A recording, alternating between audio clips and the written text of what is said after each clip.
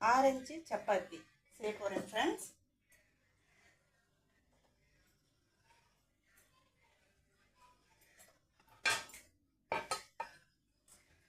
ஏற்கனவே நான் சொல்லியிருந்தேன் எங்களுக்கு வந்து வெஜ்ஜி, பசங்களுக்கு மட்டும் நான்வெஜ்ஜுன்னு. ஏன்னா புரட்டாசி மாதம் நாங்கள் வந்து நான்வெஜ் சாப்பிட மாட்டோம். அதனால் கத்திரிக்காய் தொக்கு பண்ணி வச்சுருக்கேன்.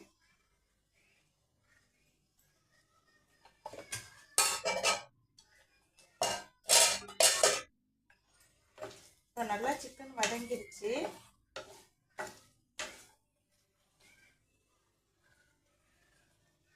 மிளகு, ஜீரகம், தேங்காய், கருவேப்பிலை எல்லாம் சேர்த்து நல்லா வெங்காயம் தக்காளி எல்லாம் சேர்த்து வதக்கி கிரைண்ட் பண்ணி வச்சுருக்கேன். அதை சேர்த்துடலாம்.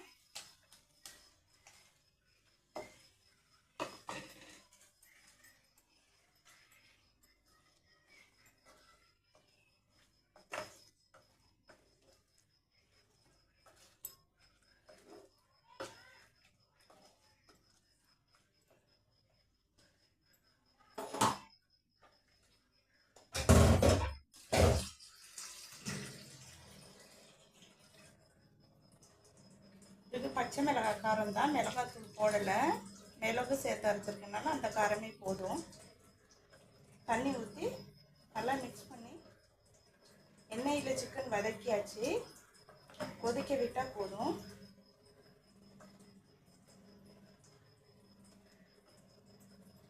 நல்லா கொதிக்கட்டும்.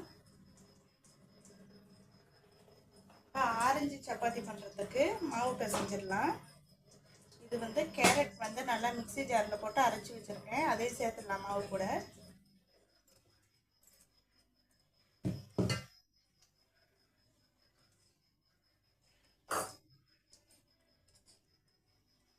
கேரட் அரைச்சி வச்ச கேரட்டை கோதுமை மாவு கூட சேர்த்தாச்சு.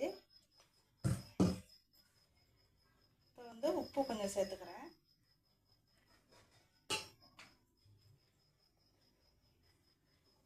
சேர்த்து நல்லா மிக்ஸ் பண்ணி மாவு பிசைஞ்சிடலாம்.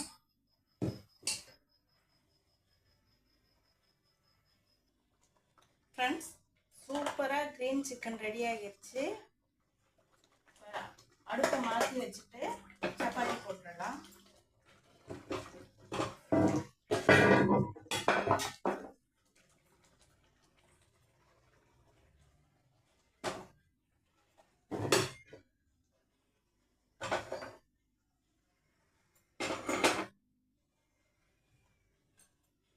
கல் நல்லா காயட்டும்.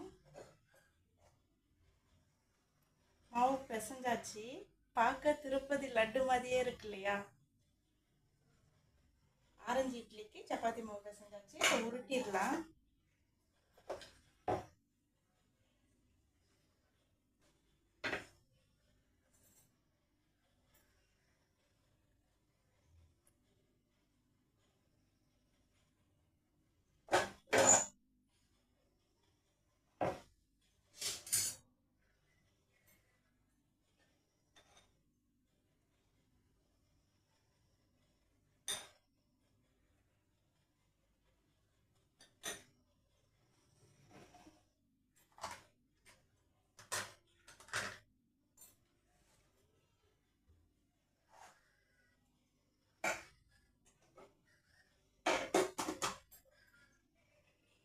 சப்பாத்தி உருட்டி வச்சாச்சு. இப்போ வந்து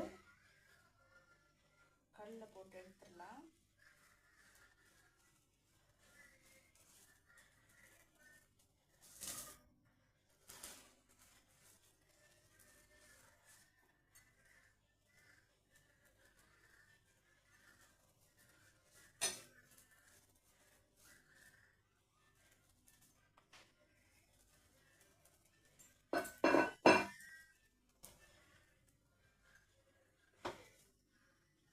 நல்லா வேகட்டும்.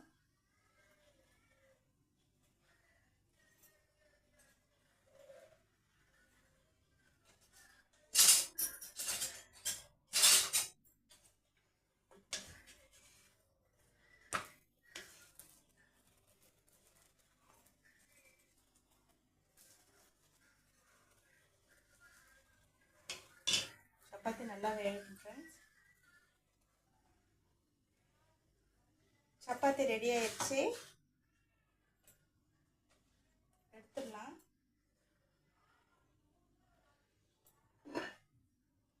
பசங்களுக்கு க்ரீன் சிக்கனும் சப்பாத்தியும்,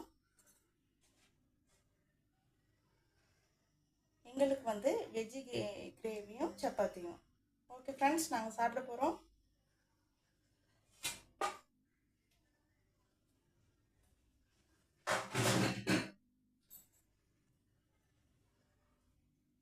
இதே மாதிரி நீங்களும் ஆரஞ்சு சப்பாத்தி க்ரீன் சிக்கன் பண்ணி உங்கள் வீட்டில் சாப்பிடுங்க ஃப்ரெண்ட்ஸ். சூப்பராக வந்திருக்கு. ஆனால் சிக்கன் கிரேவியை நல்லா டேஸ்ட் பண்ண முடியல. பசங்க சூப்பராக இருக்குன்னு சொன்னாங்க. வீடியோ பிடிச்சிருந்தா மறக்காமல் லைக் பண்ணுங்கள் ஃப்ரெண்ட்ஸ். தேங்க்யூ.